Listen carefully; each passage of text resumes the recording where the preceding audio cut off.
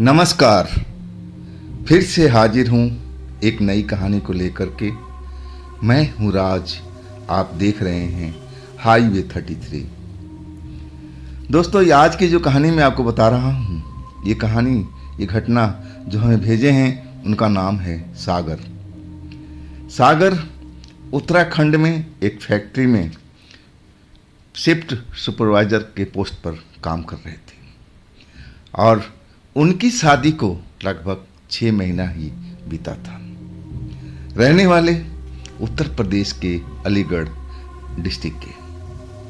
आइए, इनके साथ जो घटना हुआ था वो साल था 2014।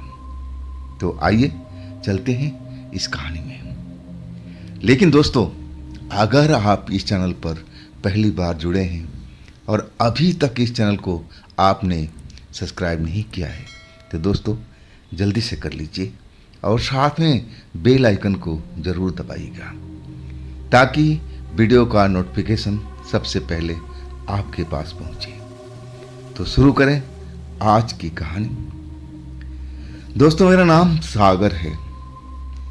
ये जो मेरे साथ में घटना हुई है, जिसकी बारे में आज मैं आपको बता रहा हूँ, ये बात 2014 की है, जब मैं उत्तराखंड की एक फैक्ट्री में काम कर रहा था। अब मेरी शादी को लगभग 6 महीना बीत चुका था। वैसे तो मेरी शादी बहुत पहले हो जाना चाहिए था, लेकिन कोई ना कोई ऐसा वजह आ जाता था जिससे मेरी रिश्ता टूट जाता था और ऐसा भी लगता था कि अब मेरी शादी होगी या नहीं होगी। मैं जब 27 साल का उम्र में गया तब जा कर के शादी मेरी हुई। दुल्हन घर में आई और वो जो मेरी दुल्हन थी बहुत ही सुशील, सुंदर और घर को संभालने वाली। अब शादी हो गई, दुल्हन आ गई, मैं भी खुश था, मेरी पत्नी भी, मेरे परिवार भी खुश था।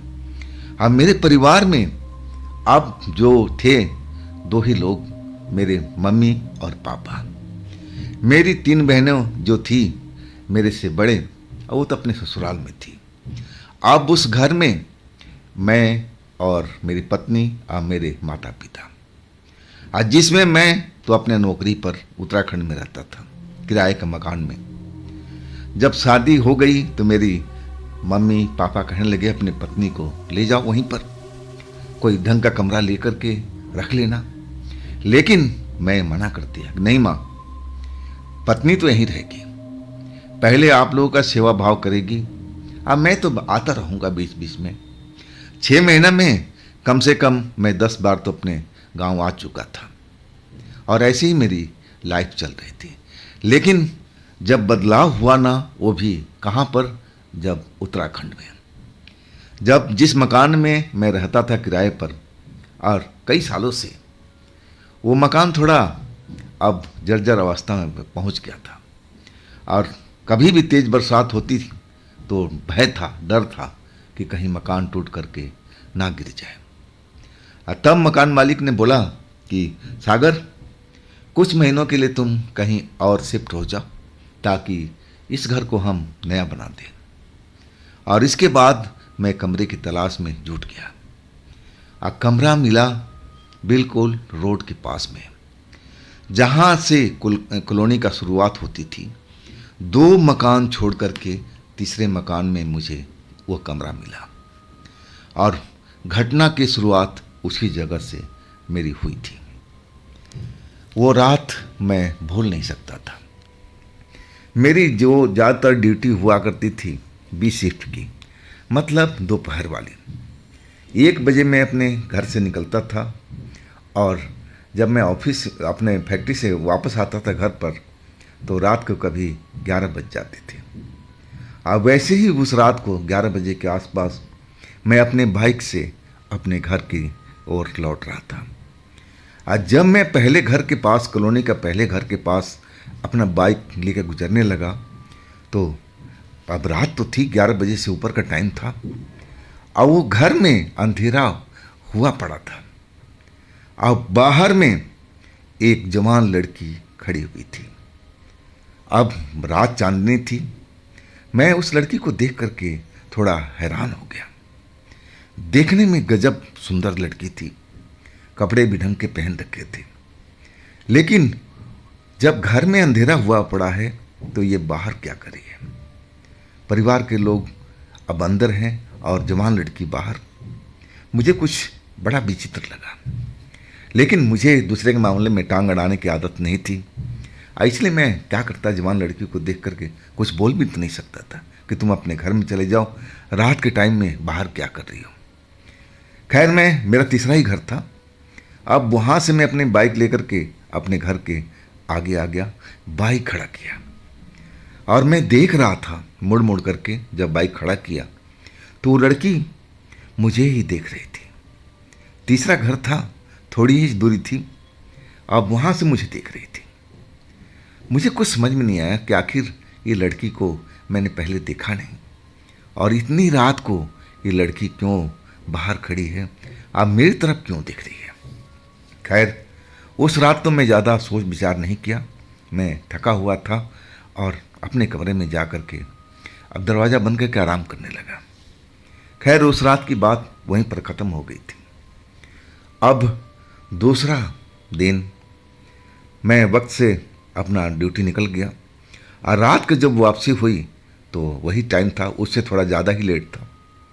और जब मैं आया ना तो उसी जगह पर, जिस जगह पर मैंने कल लड़की देखी थी, आज भी उसी जगह पर खड़ी दिखाई दी। आज भी चांदनी रात थी। उस घर में जैसे मैंने कल देखा था, पूरा अंधेरा था, जैसे उस घर के सारे परिवार सोए हुए हों। लेकिन लड़की बाहर क्या कर रही है? अब कल भी देखा था, आज भी देखा, तो मैं थोड़ा हैरान रह गया कि आखिर ये लड़की है कौन भाई?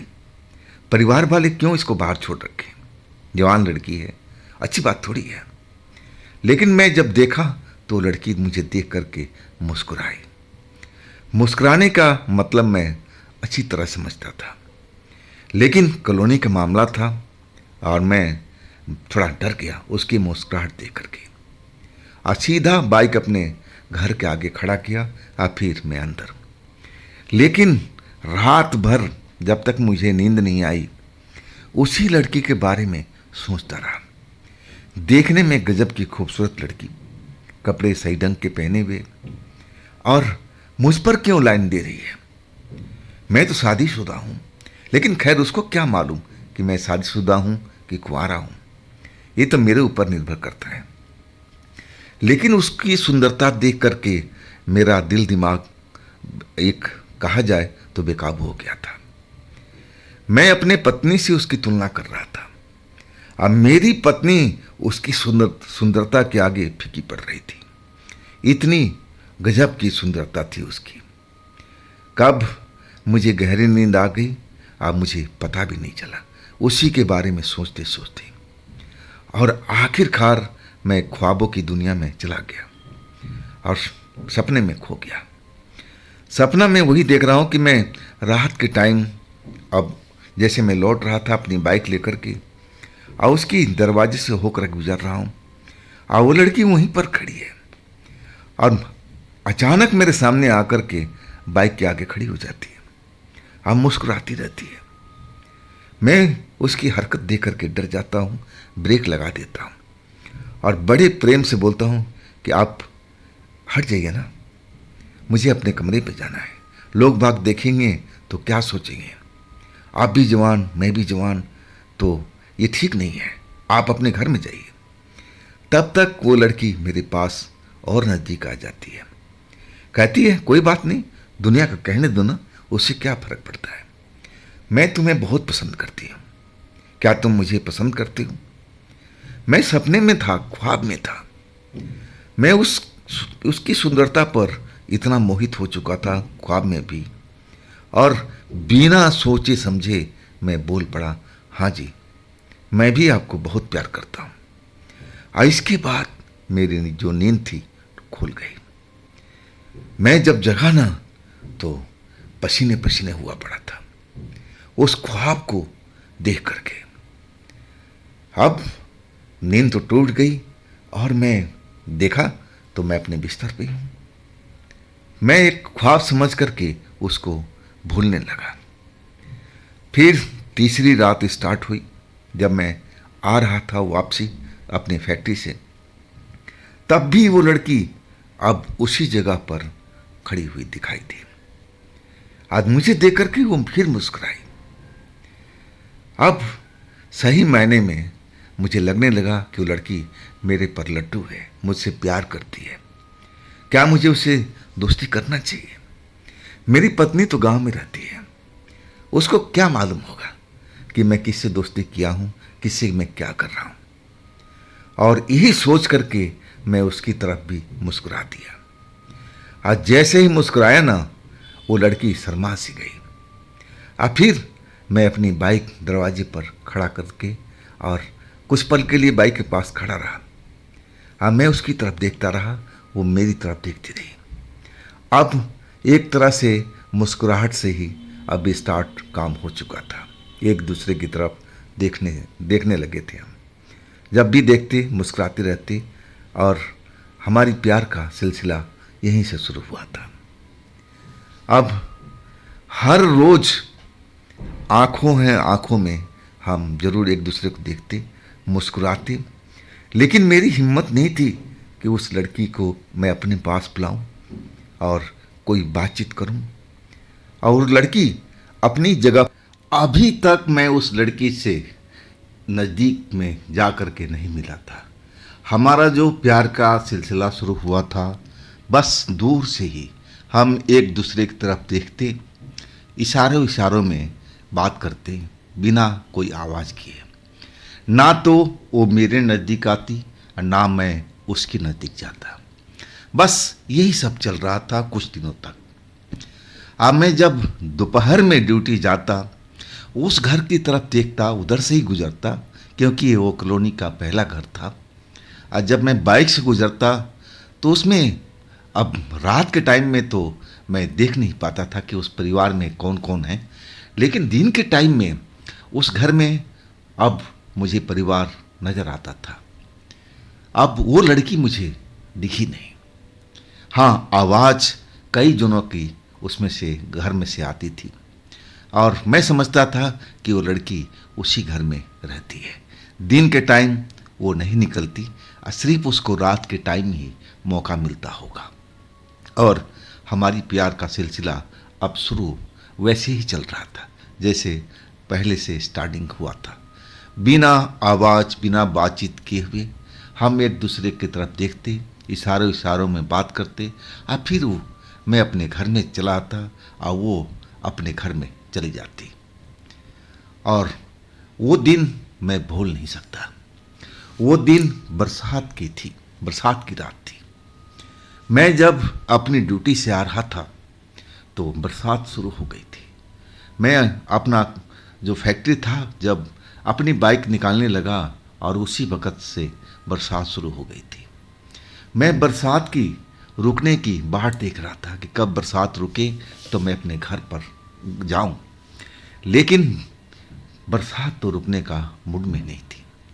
पूरे 1.5 घंटे तक बरसात चल रही थी।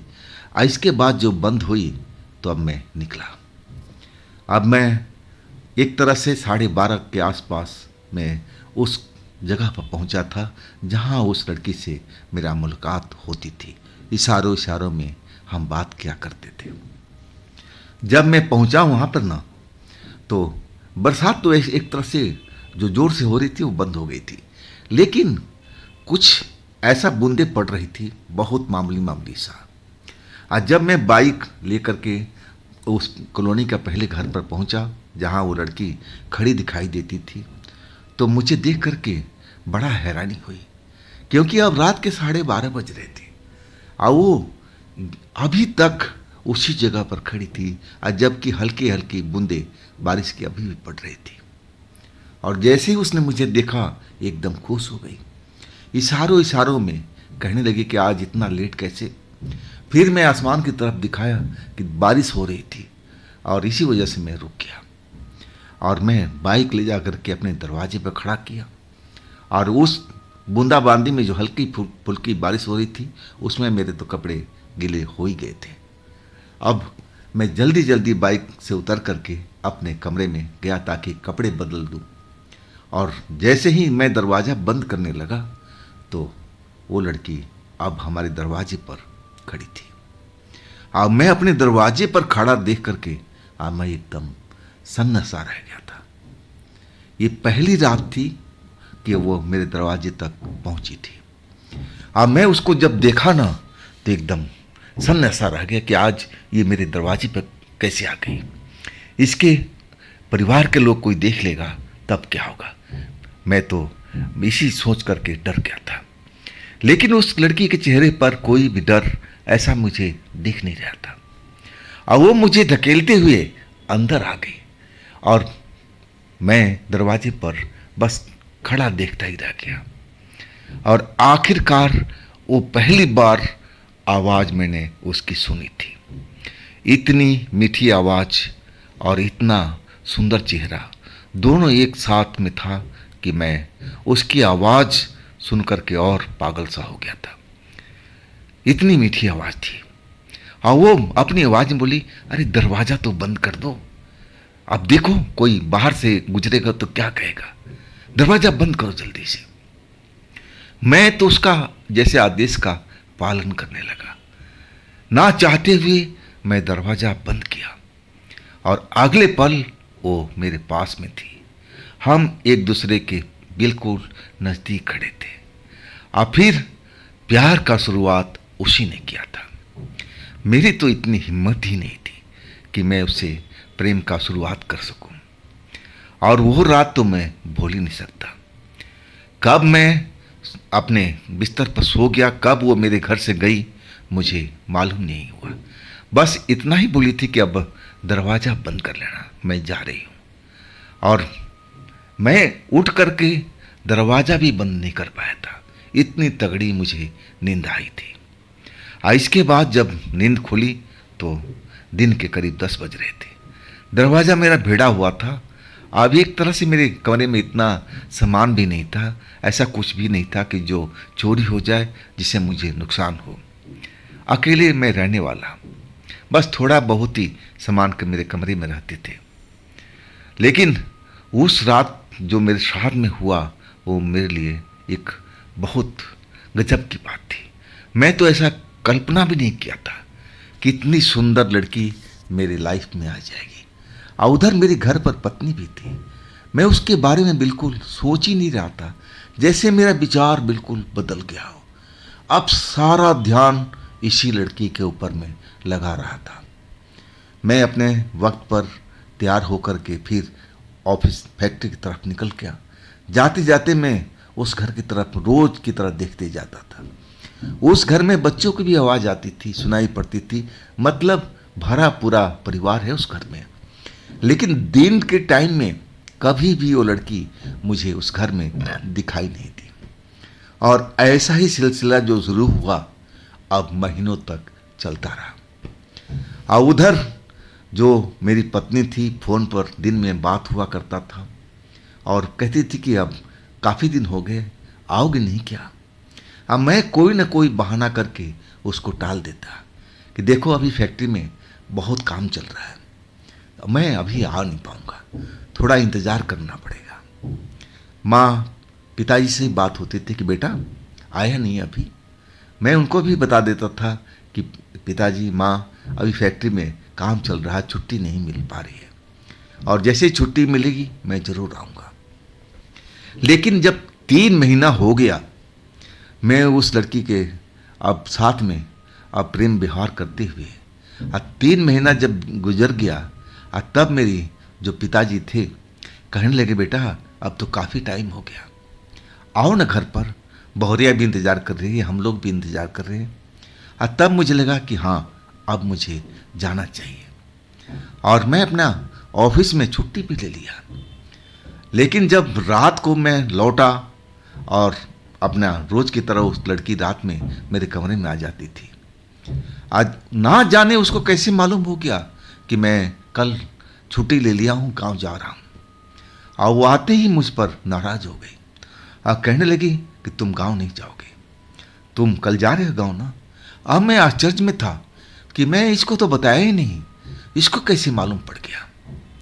मैं उसे पूछने लगा कि भाई तुम्हें कैसे पता? मैं तो तुम्हें बताया नहीं कि मैं गांव जा रहा हूँ। तब वो कहने लगी कि देखो मैं सब जान जाती हूँ, तुम्हारे दिल में क्या चल रहा है, अब मुझे मत छिपाओ। तुम गांव नहीं जाओगे, मेरी बात मान लो। अगर तुम गांव गए ना तो मेरा से संबंध तुम्हारा खत्म हो जाएगा, फिर मैं तुम्हारे पास नहीं आऊँगी। और एक तरह से मैं दुविधा में फंस गया था। और फिर मैं अगले दिन जो मुझे गांव निकलना था वो मैंने कैंसिल कर दिया। इसके बाद मेरे पिताजी का फ़ोन आया कि बेटा क्यों नहीं आया। मैं कोई ना कोई बहाना बना देता। अब मुझे 5 महीना हो गया। आज जब भी मैं गांव जाने के बारे में सोचता, बोलता कि हाँ मैं अपने मम्मी पापा को कि मैं आने वाला हूँ, अब फिर मैं जा ही नहीं पाता उस लड़की के चक्कर में। वो लड़की मुझे रोक देती थी, कहती थी कि अगर तुम गए ना तो फिर मेरी तुम्हारी दोस्ती खत्म। अब मैं एकदम डर जाता था। और इस तरह 5 महीना जब गुजर गया, और तब पिताजी को लगने लगा कि कोई ना कोई चक्कर तो है, मेरा बेटा कहीं ना कहीं फंसा तो नहीं किसी वजह से। पिताजी को संदेह होने लगा था। वो मुझे फ़ोन पर पूछने लगे कि बेटा ऐसा तेरा फैक्ट्री में कौन सा काम चल रहा है?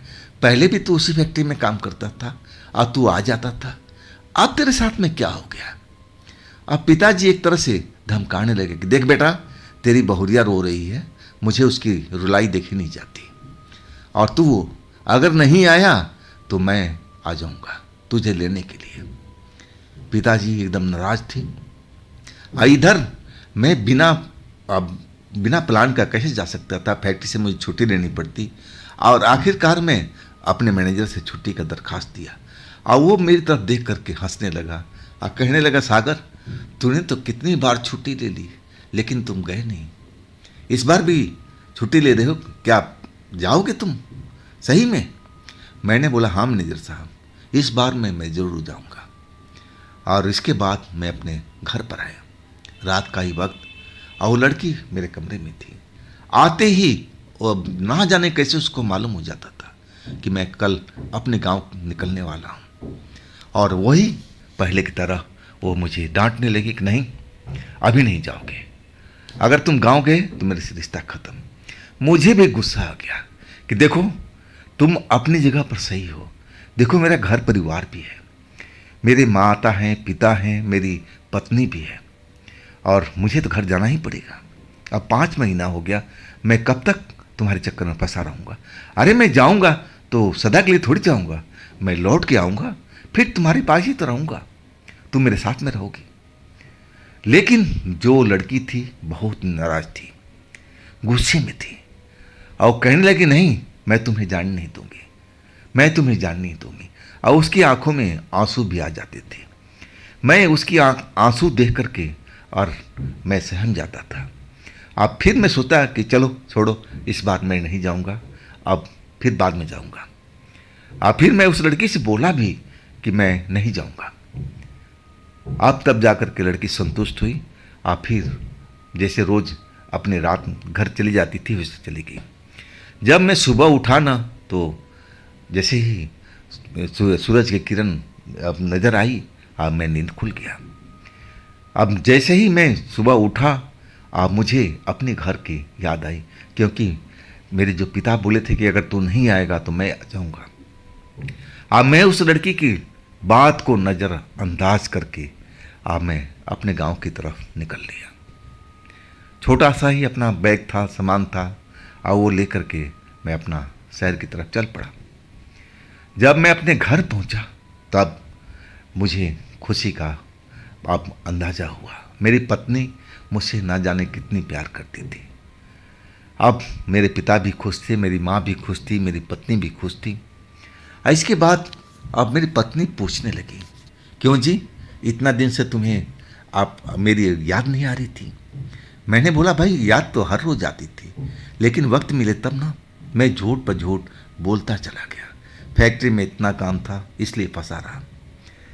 अब हंसी मजाक का दौर एक तरह से चल रहा था मेरे पत्नी के साथ में। अब रात हो चुकी थी, करीब करीब 11 के आसपास का टाइम। अब फिर हम खाना वाना खा चुके थे, अपना प्यार से अपना दो चार बातें किए और फिर हम बिस्तर पर सो गए थे। मैं भी गहरी नींद में, मेरी पत्नी भी गहरी नींद में, और अचानक मेरी पत्नी चीखती हुई उठी। जब उसकी चीख मैंने सुना तो मैं भी अब उठ गया हड़बड़ा करके। अब मैं अपनी पत्नी की तरफ देख रहा कि क्या हुआ, क्यों चीखी, क्या बात होगी। तब मेरी पत्नी कहने लगी कि ऐसे लग रहा था कि मेरे बगल में कोई आकर लेट गया हो। मैं हंसते हुए कहा, अरे मैं ही हूँ तेरे बगल में। कह रहे नहीं, इस तरफ नहीं, दूसरी साइड में। मेरा पलंग जो था थोड़ा चौड़ा था, जो स्टैंडर्ड साइज होता है वैसे ही था। अब मैं एकदम हैरान था उसकी बात सुनकर। ये पगली, ऐसा कैसे हो सकता है? देख, दाहिने साइड मैं सोया हूँ, बाएं साइड में तू है। अब इतना बड़ा पलंग जरूर है, लेकिन कहाँ कोई है। मैं उसकी बात पर विश्वास ही नहीं कर पा रहा था। लेकिन वो कहने लगी नहीं नहीं, इस साइड में कोई सोया हुआ था। और तब मेरी नींद खुली। अब उसकी बात विश्वास करने लायक था ही नहीं। दरवाज़ा बंद था और उस घर में कैसे कोई आ सकता था? हम दोनों के अलावा तीसरा कोई आने का मतलब ही नहीं था। लेकिन मैं अपनी पत्नी को समझाया और तब जा कर के वो मेरी बात को समझ पाई कि तूने जो महसूस किया, देखा होगा, ये ज़रूर कोई ड्रीम होगा, ख्वाब होगा, ये रियल में नहीं है। चलो सो जाओ। आखिरकार वो रात तो सकुशल निकल गई। और जो दूसरी रात थी, अब वो रोज़ की तरह जैसे हम खाना वाना खा करके अब बातचीत किए और फिर हम दोनों सो गए। लेकिन मेरी पत्नी सो गई थी। अब मुझे अब उसकी ख्याल आ रही थी। मैं अब उसी के बारे में सोच रहा था। ना जाने कैसे मेरी नज़रों में वो नाच रही थी। उसका चेहरा मोहरा मुझे अब सब कुछ नज़र आ रहा था। मैं उसी के बारे में सोचने लगा था। बगल में मेरी पत्नी लेटी हुई, मैं उसकी परवाह नहीं कर रहा हूँ और उसके बारे में सोच रहा हूँ, जैसे मुझे कोई सोचने पर मजबूर कर दिया हो। और ऐसे लग रहा था जैसे कोई कह रहा हो कि तुम यहाँ से कब लौटोगे, कब चलोगे। और यही सोचते सोचते मैं नींद में जा चुका था। और अचानक मेरी पत्नी के फिर चिल्लाने की आवाज़ आई। जैसे ही आवाज़ आई मैं जागा और पत्नी को देखा, वो पलंग पर उठ कर बैठी हुई और डर से चेहरा उसका एकदम पीला पड़ा हुआ, बदन कांप रहा है। मैंने पूछा क्या हो गया, क्यों घबराई हुई, क्या तूने डरावना सपना देख लिया? अब मेरी जो पत्नी थी एक कोना की तरफ दिखाने लगी कि उधर देखो, एक औरत है, एक लड़की है उस कोने में, वो मेरे बगल में सोई हुई थी, मेरे शरीर में वो सटी जा रही थी। और तभी मुझे एहसास हुआ तो मैं जग गई। और देखो वो उस कोने में खड़ी है, उस कोने में खड़ी है। मैंने जब उसकी ऐसी बात सुनी तो मैं डर गया।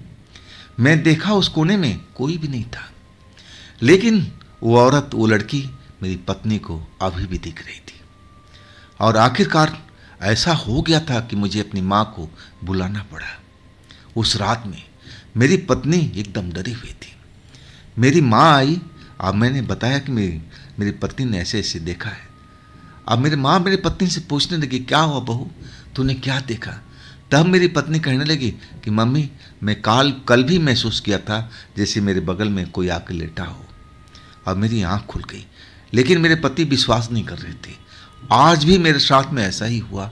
अब मैं देखा कि मेरे बगल में एक खूबसूरत लड़की, लंबे लंबे काले बाल हैं, आंखें बड़ी बड़ी, और मेरे बगल में कब आके लेट गई। तभी मेरा नींद खुल गया। जैसे ही मेरी नींद खुला, वो उठ करके कोने की तरफ भाग गई।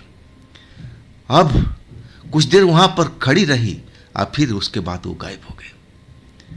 अब मैं भी अपनी माँ को बताने लगा कि मम्मी कल भी बोली थी। मैं समझा कि एक ख्वाब देखी है। अब जो घर का माहौल था थोड़ा डरावना हो गया था।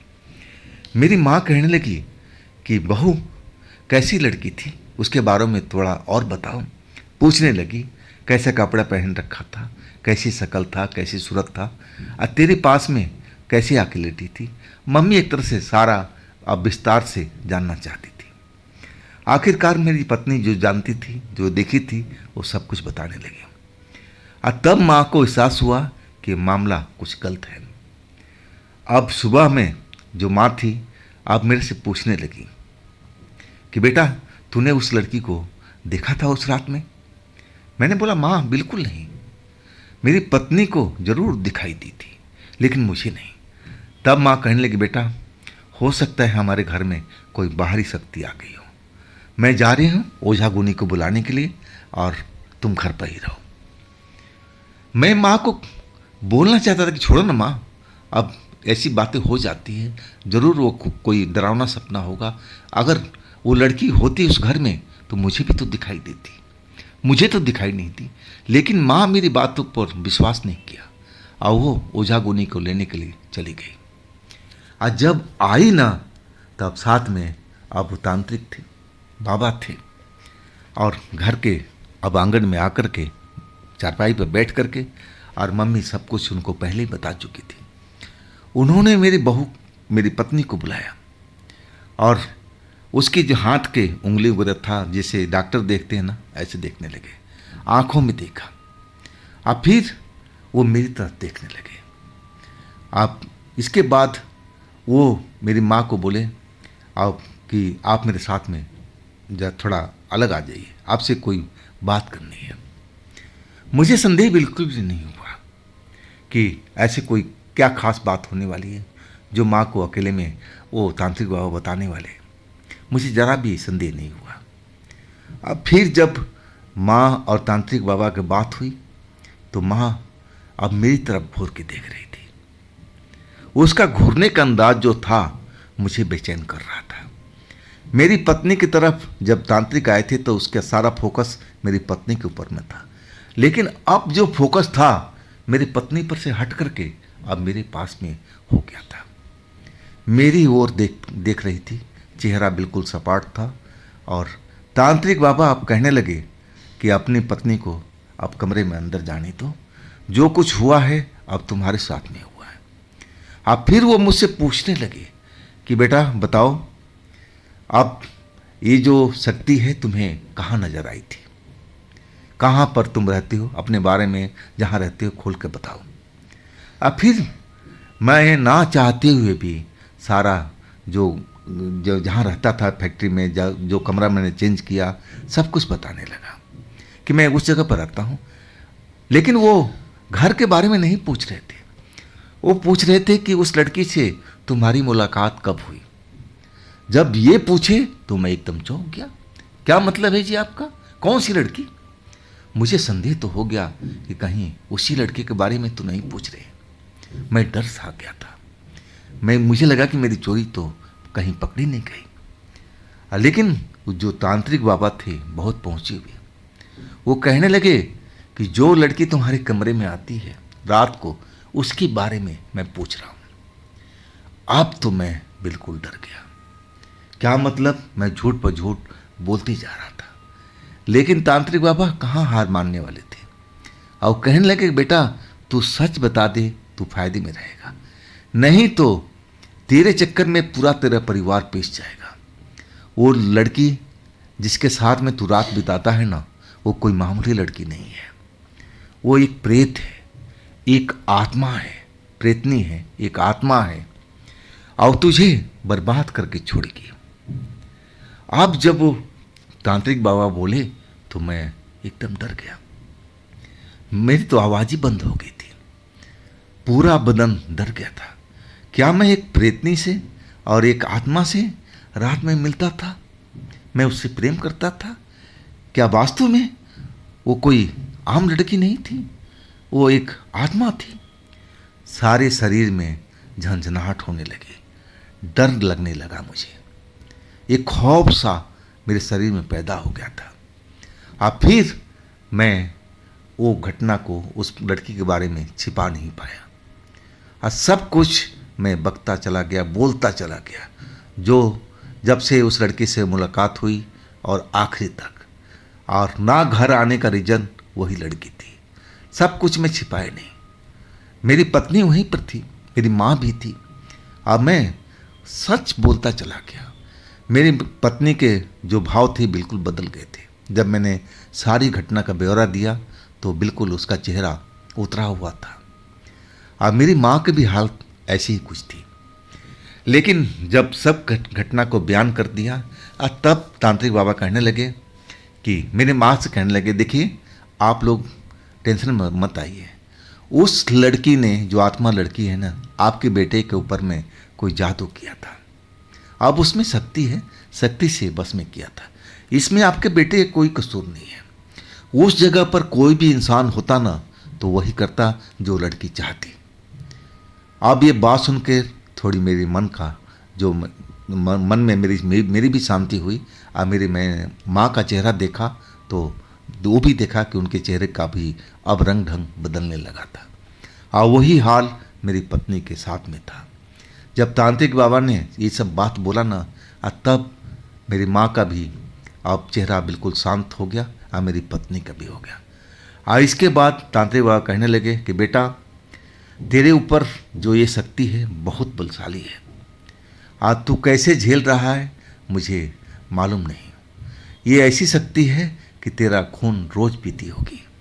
और तू कैसे खड़ा है, कैसे जिंदा है, मैं तो ये देख करके आश्चर्य में हूँ। और इसके बाद मेरे को बोलने लगे कि बेटा, अब मैं पूजा पाठ करूँगा और उसमें तुम्हें भाग लेना है। और इसके बाद मेरी माँ ने बोला कि जो करना है महाराज आप कीजिए, बस उस आत्मा लड़की को मेरे बेटे के ऊपर से हटा दीजिए, चाहे जो पैसा लगे, जो खर्चा हो, मैं करने के लिए तैयार हूँ। और वही हुआ। फिर हमारे घर में पूजा पाठ होने लगा। मैं 5 दिन की छुट्टी लेके आया था, आप मुझे 15 दिन लग गए थे। जब वो तांत्रिक बाबा बोल दिए कि हाँ अब सब कुछ ठीक है, अब वो लड़की तुम्हारे पास नहीं आएगी, लेकिन तुम्हें परहेज करना पड़ेगा। अब वो एक ऐसी कवच बना कर दिए थे, रक्षा कवच, अपने गले में डाल कर रखो, और वही मैंने किया था। इसके बाद मेरी माँ ने मेरे पत्नी के साथ मुझे उस शहर में भेज दिया था कि अपनी पत्नी के साथ में लेते जाओ। और तब से हम उस कमरे में अपने पत्नी के साथ में आ गए। और मैं जानकर देख कर के आश्चर्य था कि उसके बाद में वो लड़की कभी मेरे कमरे के अंदर में नहीं आई। और उस घर में जब भी रात को मैं लौटता था तो वहाँ पर वो लड़की कभी भी खड़ी हुई दिखाई नहीं देती थी। और कुछ महीनों के बाद में उस परिवार से मेरी थोड़ी दोस्ती हो गई थी। जब मेरी पत्नी आई, उसके घर में आना जाना मेरी पत्नी ने शुरुआत किया था। और मैं जानकारी लेने लगा था कि वास्तव में उस लड़की का उस घर से कोई रिश्ता है क्या। लेकिन उस घर में जो परिवार रहता था, उस लड़की से उनका कोई लेना देना नहीं था। तो ये कोई ऊपरी शक्ति थी जो आ करके वहाँ पर खड़ी रहती थी मुझे आकर्षित करने के लिए। आखिरकार वो मुझे आकर्षित कर भी लिया था। लेकिन अगर मैं गांव नहीं जाता ना तो हो सकता था कि मेरे साथ कुछ बुरा हो जाता। जैसे तांत्रिक बाबा ने कहा था कि वो शक्ति तेरा हर रोज़ खून पीती है, और ऐसे ही चलता रहता तो आखिरकार मेरी मौत तो किसी न किसी दिन हो ही जानी थी। चलो जो भी हुआ, अब सब कुछ अच्छा हो गया। और उसके बाद हम पति पत्नी साथ में ही रहते थे। तो दोस्तों, ये थी आज की कहानी सागर जी की। ये कहानी, ये घटना आपको कैसी लगी आप ज़रूर कमेंट में बताइएगा। और दोस्तों, अगर आपने इस चैनल को अभी तक सब्सक्राइब नहीं किया है तो कर लीजिए, और साथ में बेल आइकन ज़रूर दबाइएगा ताकि वीडियो का नोटिफिकेशन सबसे पहले आपके पास पहुंचे। फिर हम कल मिलते हैं एक नई कहानी को लेकर के। आप लोग अपना ख्याल रखिएगा। नमस्कार।